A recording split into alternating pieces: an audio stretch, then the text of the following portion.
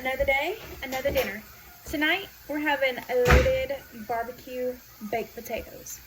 I'm gonna shred some cheese. I'm gonna throw some bacon in the air fryer. And I'm just gonna reheat our barbecue chicken that we had left over from last night. Bacon is finished. I'm gonna set it over here to the side and let it cool off a little bit, and then we're gonna crumble it. All right, so everybody's just going to build their own baked potatoes. This is mine. So I'm gonna add,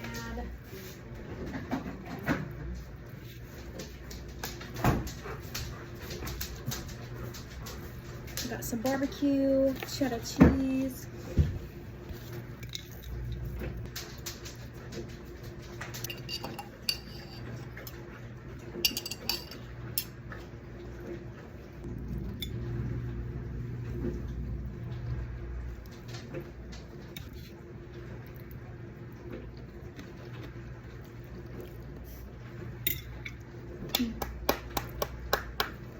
Y'all make it. It's delicious. If y'all like quick, easy recipes, make sure to hit that follow button.